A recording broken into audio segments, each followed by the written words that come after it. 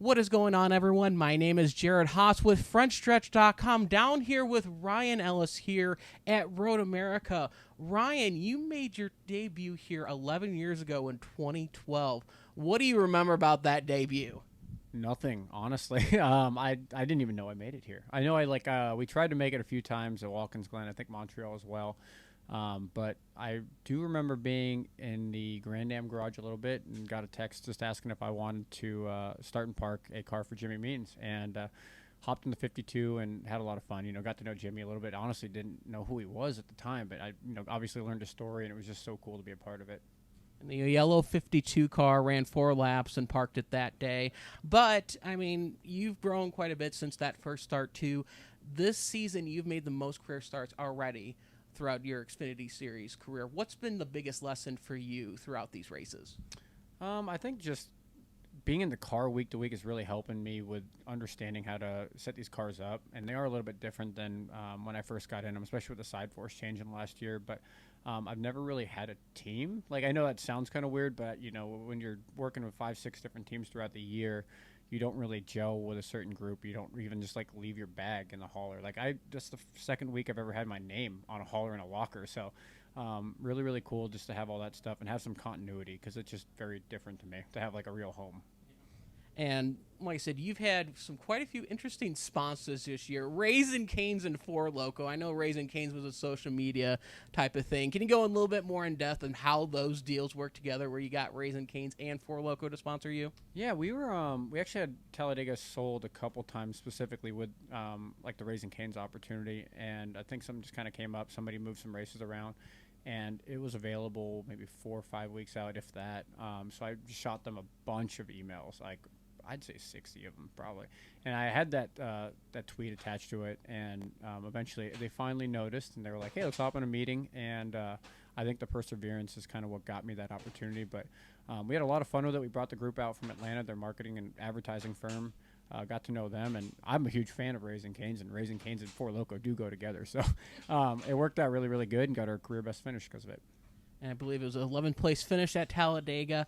I do want to ask, like I said, you've been marketing, getting Raising Cane's, getting Four Loko, getting these opportunities. How many of these opportunities were before the season started, during the off season? How many of those were kind of just, I don't want to say thrown together, but more mid-season deals that came together? I was just looking the other day. I think we were initially talking about a 15 or 13 race deal, around December of last year. And I think at that point we still had 2 or 3 open. So we probably only had 3 to 5, maybe 6 primary sponsors, and now I think we're at 20. So it's really cool. It's been quite the journey of working, myself and our small little team that we got with Sarah Handy and Garrett Miller sitting right over here. So we just are blue collaring our way to all these partnerships and just trying to keep them happy so we don't have to sell 20 sponsorships next year.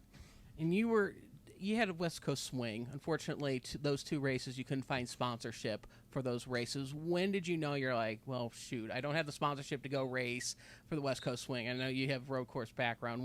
When did that happen? Was it the Tuesday before, Monday before? When did that happen? Me and Tommy had kind of been in constant conversation. We were both hoping it would work out. And Portland, Sonoma are just kind of hard West Coast markets, not your typical NASCAR demographic. So I think a couple weeks out, we kind of had the idea it wasn't going to work out, and I just stay up front with Tommy and say, hey, I don't think we have anything. It seems like we got something going, and he was really working with us a lot. I just want to be or communicate with him as much as possible so I don't put him in a bad spot financially.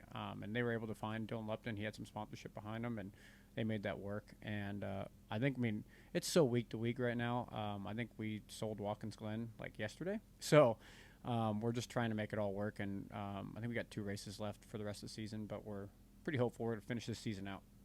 And you mentioned 5 primary sponsors to 20 on that, and there's a lot of drivers that are coming in. They have the raw talent, but they don't have the marketing skills. Some of these drivers, they come in, all their marketing is, hi, I drive a race car and fast, put your logo on there. What's one piece of advice that you give to some of the younger drivers about marketing yourselves as a driver?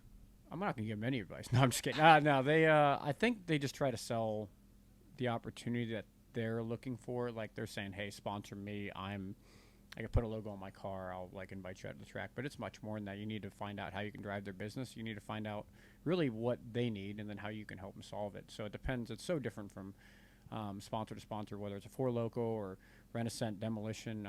Recycling was on our car in a couple weeks, and like everybody's just a little bit different on how they want to do their deal and what they're looking for in it, and just being innovative and really not taking no unless they actually say no for an answer, because a lot of times they'll just ignore you, but you just got to keep working at it.